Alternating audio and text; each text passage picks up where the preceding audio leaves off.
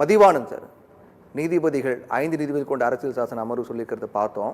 காலக்கெடு நிர்ணயிக்க முடியாதுன்ட்டாங்க. நீங்கள் ஏற்கனவே அது ஏப்ரல் மாதம் கொடுத்த தீர்ப்பில் 1 மாத காலத்துக்குள்ளாக ஆளுநர் ஒப்புதல் கொடுக்கணும், குடியரசுத் தலைவருக்கு அனுப்புனா 3 மாத காலம் அப்படின்னு சொன்னாங்க. ஆனால் இப்போ அந்த காலக்கெடு நிர்ணயித்தது அப்படிங்கிறது அரசியல் சாசனத்திலே கிடையாது. காலக்கெடுலாம் நிர்ணயிக்க கூடாது, முடியாது, இல்லைன்னு சொல்லிட்டாங்க இல்லையா? இது பின்னடைவு தானே இது.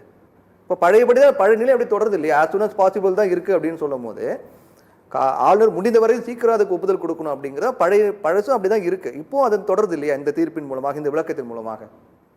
இல்லை, நாங்கள் முதல்லையே ஒரு விஷயம் சொல்கிறேன், தயவு செஞ்சு படிச்சுட்டு வந்து பேசுங்க. இல்லை அரைகுறையாக தான் பேசுவேன்னு சொன்னால் அதுக்கான விளைவு நீங்கள் மக்கள் மன்றத்தில் கேட்டு தான் ஆகணும். ஒன்று. ரெண்டாவது ஒரு விஷயத்தை தயவு செஞ்சு புரிஞ்சுக்கணும். இந்த ஆளுநர் ஏதாவது ஒரு இடத்துல நியாயமாக தன்னுடைய பதவிக்கு ஏற்ற மாதிரி நடந்துக்கிட்டு இருந்தாரா? முதல் ஒரு விஷயம், மக்களால் தேர்ந்தெடுக்கப்பட்ட ஒரு அரசாங்கம் ஒரு உரை வாசிக்க சொல்கிறாங்க, அந்த உரையிலிருந்து பெரியார் பேர் எடுப்பார், அம்பேத்கர் பேர் எடுப்பார், காமராஜர் பேர் எடுப்பார், அண்ணா பேர் எடுப்பார், தலைவர் கலைஞருடைய பேர் எடுப்பார். நாங்கள் ஏன்னு கேட்கக்கூடாது அவரை அப்படின்னு நீங்கள் எதிர்பார்க்குறீங்களா? இல்லை, அதுக்கு ஒரு நிமிஷம். இல்லை ஒரு நிமிஷம், சின்ன தெளிவு இதில் மட்டும். தமிழக அரசு சட்டம் ஒழுங்கு சிறப்போடு சீரோடு இருக்கு அப்படிங்கிற வார்த்தைகள்லாம் வரும்போது அது எப்படி நான் படிக்க முடியும் அப்படிங்கிறார்ல அவர். சில பிரச்சனை, சட்ட ஒழுங்கு பிரச்சனைகள் இருக்கும்போது எப்படி படிக்க முடியும்? ஒரு ஆளுநருக்கு எந்த இடத்துல உரிமை இருக்கு, அதை எங்க பேசணும் அவரு? அப்படி உங்களுக்கு ஏதாவது ஒரு குறை இருந்ததுன்னா அதை எங்க பேசணுமோ அங்க பேசுங்க. சரி, சட்டமன்றத்தில் பேசுறதுக்கு நீங்க ஒன்றும் மக்களால் தேர்ந்தெடுக்கப்பட்ட ஆட்கள் கிடையாது. கொஞ்சம் ஆரம்பிக்கும் போது கொஞ்சம் சரி, அதாவது குறைந்தபட்சம் அந்த நாகரிகத்தோடைய ஆளுநர் செயல்பட்டிருக்கணும். அவர் செயல்படவே இல்லை. சமூக நீதி எடுப்பார், சமத்துவத்தை எடுப்பார், பெண்ணுரிமை எடுப்பார். நாங்கள் ஏன்னு கேட்கக்கூடாது. திராவிட மாடல், காலாவதி மாடல்னு சொல்லிட்டு ஒரு அரசியல்வாதி மாதிரி அவர் பேசுவார். நாங்கள் அமைதியாக இருக்கணும்னு அவர் எதிர்பார்த்தாருன்னா இது தமிழ்நாட்டில் முடியாது. அடுத்தது தமிழ்நாடுன்ற பேர் அவர் இஷ்டத்துக்கு தமிழ்நாடு மாற்றுவார். அதையும் நாங்கள் கேட்கக்கூடாதா? கஷ்டப்பட்டு உருவாக்கின பேரை நீங்கள் உங்கள் இஷ்டத்துக்கு மாற்றுவீங்களா? அதுக்கு அடுத்தது தமிழ்நாடுடைய அரசு லட்சணியத்தை நீங்கள் மாற்றுவீங்க, சிம்பலை உங்கள் இஷ்டத்துக்கு மாற்றுறதுக்கு யார் ரைட்ஸ் கொடுத்தா? எந்த அதிகாரத்தில், எந்த அரசியலமைப்பு சட்டத்தில் உங்களுக்கு அந்த ரைட்ஸ் கொடுத்துருக்கு? கொஞ்சம் உங்களால் சொல்ல முடியுமா உங்கள் டேர்ன் வரும்போது? ரெண்டாவது, திருக்குறள் பேச மாட்டார், வள்ளலாரை பேச மாட்டார், காரல் மார்க்ஸ் பேச மாட்டார். அவருக்கு என்னென்னலாம் வாயில் வருதோ எல்லாத்தையும் பேசுவார். இந்த பூமி புண்ணிய பூமி, ரிஷிகளாலும் முனிவர்களாலும் கட்டமைக்கப்பட்டதுன்னு பேசுவார், உருவாக்கப்பட்டது பேசுவார். நாங்கள் உட்காந்து கேட்கணுமா? அதுக்கு நாங்கள் தயாராக இல்லை. இது அந்த மாதிரியான மாநிலம் இல்லை. முதல்ல அதை புரிஞ்சுக்கணும். உச்ச நீதிமன்றம் இன்னைக்கும் சொல்லியிருக்கு, மக்களால் தேர்ந்தெடுக்கப்பட்ட அரசாங்கத்துக்கு தான் முழு அதிகாரம் இருக்கு. ஒரு இடத்துல 2 பவர் சென்டர் இருக்கிறத அனுமதிக்க முடியாதுன்னு தெளிவா சொல்லியிருக்கு. உங்களுக்கு ஆர்டிகல் 200 என்ன சொல்லியிருக்கு? 1 ஏத்துங்க, இல்ல திருப்பி அனுப்புங்க, இல்ல அதை குடியரசுத் தலைவர் அனுப்புங்க. இந்த 3 ஆப்ஷன் தான் இருக்கு. 4வது உங்களுக்கு வேற வழி இல்லைன்னு இன்னைக்கும் சொல்லியிருக்காங்க. தயவு செஞ்சு நீங்க படிச்சுட்டு வந்து பேசணும். அதுக்கு அடுத்தது சகோதரர் மறுக்கலையே, இல்ல நீங்க படிச்சுட்டு வந்து பேசுறீங்க, அதனால இன்னைக்கு தலைப்புக்கும் அவர் பேசுறதுக்கு எங்கேயா சம்பந்தம் இருந்ததா? அலோ பண்ணீங்கல்ல, நான் சம்மந்தத்தோட தானே பேசுறேன், சப்ஜெக்டுக்குள்ள தானே பேசுறேன். ஆளுநர் எங்க பிரச்சனை ஆரம்பிச்சது, எங்க இருந்து எங்க வந்திருக்கு நீங்க தயவு செஞ்சு புரிஞ்சுக்கணும். அதே மாதிரி நீங்க கொடுக்குற மசோதாவெல்லாம் நாங்க ஏத்துக்கணுமா அப்படின்னு கேட்டார். அந்த 10 மசோதா என்ன சார் மசோதா? சென்னை பல்கலைக்கழக சட்ட திருத்த மசோதா, தமிழ்நாடு டாக்டர் அம்பேத்கர் சட்ட பல்கலைக்கழக திருத்த மசோதா, தமிழ்நாடு டாக்டர் எம்ஜிஆர் மருத்துவ பல்கலைக்கழக சட்ட திருத்த மசோதா, தமிழ்நாடு வேளாண் பல்கலைக்கழக திருத்த சட்ட மசோதா, தமிழ்நாடு அன்னை தெரேசா மகளிர் பல்கலைக்கழக திருத்த மசோதா, தமிழ்நாடு மீன்வள பல்கலைக்கழக திருத்த சட்ட மசோதா, தமிழ்நாடு பல்கலைக்கழக திருத்த சட்ட மசோதா, தமிழ்நாடு கால்நடை மருத்துவ பல்கலைக்கழக திருத்த மசோதா, அண்ணா பல்கலைக்கழக திருத்த சட்ட மசோதா, தமிழ்நாட்டில் புதிதாக சித்த மருத்துவ பல்கலைக்கழகம் அமைப்பதற்கான சட்ட மசோதா.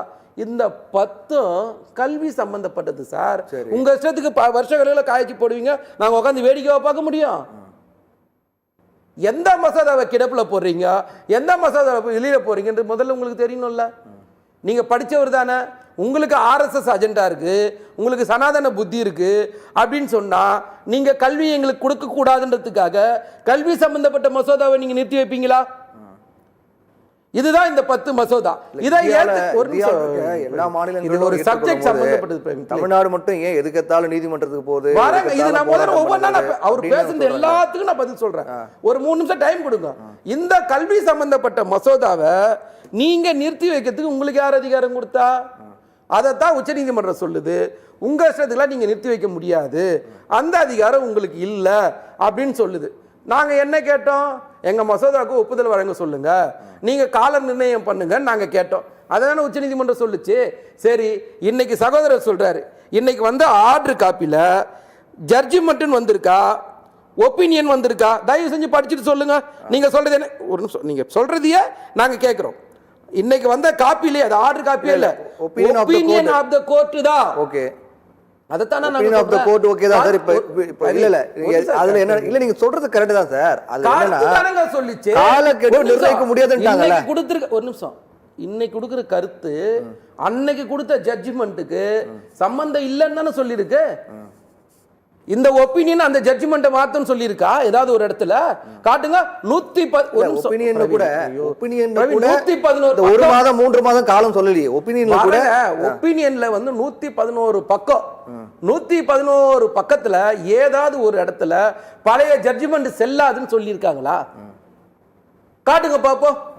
தயவு செஞ்சு அதுக்கு தான் நான் சொல்றேன், திரும்ப திரும்ப படிச்சுட்டு வந்து பேசுங்க, படிச்சுட்டு வந்து பேசுங்க, படிச்சு ஒப்பீனியன் கருத்து வந்து அந்த தீர்ப்புல தாக்கத்தை ஏற்படுத்ததா அப்படிங்கறது விடுங்க. இந்த ஒப்பீனியன் தமிழ்நாடு அரசு தொடர்ந்த வழக்குல கால வரம்பை நிர்ணயித்திருந்தா அது அரசியல் சாசனத்துக்கு எதிரானது அப்படின்னு சொல்லியிருக்காங்க இல்லையா? அது முக்கியமான பார்க்க வேண்டியதா இருக்கு. இந்த ஜட்ஜி அந்த ஜட்ஜிக்கு ஒரு கருத்து சொல்றாரு. இந்த கேஸ் என்ன கேஸ்? ஆர்டிகல் 143 143 133 ஓகேங்களா? 143 குடியரசுத் தலைவருக்கு ஒரு சந்தேகம். ஆமா, குடியரசுத் தலைவர் தன்னுடைய சந்தேகத்தை உச்சநீதிமன்றத்தை கேட்கிறாரு. அது குடியரசுத் தலைவருக்கான அதிகாரம் உட்பட்ட ஒரு விஷயம். அதுக்கு அவங்க ஒரு கருத்து சொன்னாங்க. உச்சநீதிமன்றம் வந்து குடியரசுத் தலைவருக்கு ஆர்டர் சொல்லல. தயவு செஞ்சு புரிஞ்சுக்கணும். இந்த கருத்தையே நீங்க வந்து உங்களுக்கு சாதகமா வந்தத மாதிரி நீங்க நினைச்சீங்கன்னா அதுக்கு நாங்க பொறுப்பாக்க முடியாது. இது வந்து நாங்க என்ன கேட்டோமோ கோர்ட் அதுக்கு தெளிவா பதில் சொல்லியிருக்கு. ஓகேவா? உங்களால இஷ்டத்துக்குலாம் பேப்பர் வச்சிருங்க. ஏன்னா நீங்க தெளிவா பதிவு பண்ணி நான் திரும்பவும் சொல்றேன், நாங்கள் நிறுத்தி வைத்தாலே நிராகரிக்கப்பட்டதுன்னு சொன்னது இந்த ஆளுநர் ஆர் என் ரவி. அதே மாதிரி சகோதரர் சொன்னார், நாங்க தான் ஆனாவனா கேஸுக்கு போறோம், நாங்க தான் கோர்ட்டுக்கு போறோம் அப்படின்னு பேசினாரு. ஏன் கேரளா அரசாங்கம் போலையா? மேற்கு வங்காள அரசாங்கம் போலையா? தெலுங்கானா அரசாங்கம் போலையா? யார் போல? பஞ்சாப் அரசாங்கம் போலையா? பஞ்சாப் வழக்குல வந்து சார் என்ன சார் சொல்லிச்சு கோர்ட்டு? மாநில அரசுக்கு தானே சார் முழு அதிகாரம் சொல்லிச்சு. பூஞ்சி கமிட்டியில என்ன சார் சொல்றாங்க? தயவு செஞ்சு எதையாவது ஒண்ணு பார்த்துட்டு வந்துட்டு பேசணும். நீங்க வாய்க்கு வந்ததெல்லாம் பேசிட்டு இருந்தா மக்கள் எப்படி ஏத்துப்பாங்க? பஞ்சாப் வழக்குலயும் வாய்ப்பு கொடுங்க, நான் பதில் சொல்றேன் அவருக்கு. நான் குடுக்குறாம இருக்கேன். பஞ்சாப் வழக்குலயும் மாநில அரசாங்கத்துக்கு அதிகாரம், தமிழ்நாட்டுல அரசாங்கத்துக்கு மாநில அரசாங்கத்துக்கு அதிகாரம், எந்த வழக்கா இருந்தாலும் மாநில அரசாங்கத்துக்கு தான் அதிகாரம்ட்டு உச்சநீதிமன்றம் ஒரு வழக்குல இல்ல பல வழக்குல சொல்லிடுச்சு. இதுதான் முடிவு. அடுத்தது சகோதரர் கேட்கிறாரு, ஏதாவது கோர்ட்டுக்கு போறீங்கன்ட்டு. ஏங்க, நீங்க உங்க கடமையை செய்யலினா நாங்க கோர்ட்டை தான் கேட்க முடியும். நீங்க தான் உங்க வேலையே செய்ய மாட்டீங்களே. அரசியலமைப்பு சட்டத்தை மதிக்கவே தயாரா இல்லையே.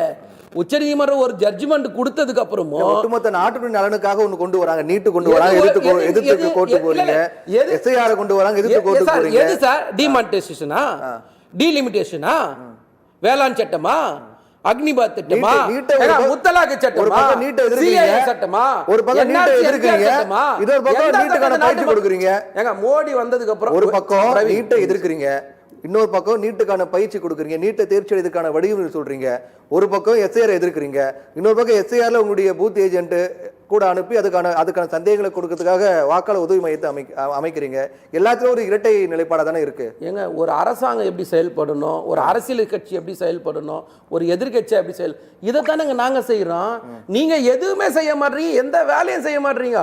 உங்களுக்கு வேலை செய்யறவங்களை பார்த்தாலே கஷ்டமா இருக்குது. சகோதரர் வந்து சொன்னாரு, இந்த கோயம்புத்தூர் மதுரையில வந்து மெட்ரோ ரயில் வந்து நாங்க இது பண்ணிட்டோம், உடனே அதை திசை திருப்புறாங்க, அரசியல் பண்றாங்க. யார் அரசியல் பண்றா? நாங்க பண்றோமா, நீங்க பண்றீங்களா?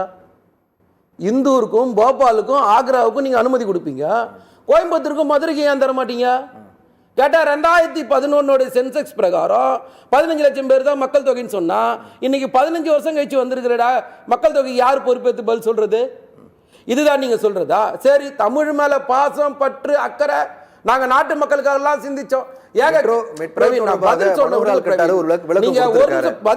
விளக்கம் கொடுத்திருக்காரு. நான் கேட்கறதுக்கு பதில் சொல்லுங்க. அவர் பேசுனது இல்ல, எல்லாத்தையும் அவர் என்னென்னலாம் சப்ஜெக்ட் தொட்டாரோ அதுக்கு தான் நான் பதில் சொல்லிருக்கேன். நான் வேற எந்த சப்ஜெக்ட்டுக்கெல்லாம் போல. தமிழ் மேல பாசம், தமிழ்நாட்டு மேல பாசம் பேசும்போது ஏன் கீழடியை அங்கீகரிக்க மாட்டீங்க? ஏன் கல்விக்கு நிதி தர மாட்டீங்க? ஏன் தமிழுக்கான நிதி ஒதுக்க மாட்டீங்க? ஏன் விளையாட்டுத்துறைக்கான நிதியை ஒதுக்க மாட்டீங்க? ஏன் மழை நீர் வெள்ளம் வந்தா நிதி ஒதுக்க மாட்டீங்க? ஏன் எந்த ஒரு சிறப்பு நிதியும் தமிழ்நாட்டுக்குன்னு கொடுக்கப்படல? ஏன் பட்ஜெட்ல தமிழ்நாடு புறக்கணிக்கப்படுது? ஏன் இந்த ரயில்வே திட்டங்களும் தமிழ்நாட்டுல இல்ல? இதை ஏன் நீங்க கொடுக்கல? அப்புறம் ஏன் நீங்க இதெல்லாம் கேட்கவே மாட்டீங்க? நீங்க இதுக்கெல்லாம் பதிலே சொல்ல மாட்டீங்க. இதெல்லாம் நாங்க கேட்க வேண்டியது எங்க போய் கேட்போம்? நீங்க கொடுக்கலனா கோர்ட்டுக்கு போய் தான் கேட்போம். இதுல என்ன இருக்குது எங்களுக்கு? பதில் உங்களுக்கு சொல்ல முடிஞ்சா பதில் சொல்லுங்க. இல்ல சம்பந்தம் இல்லாம நீங்களும் வளருங்க, ஒண்ணு எங்களுக்கு பிரச்சனை இல்ல. ஓகே.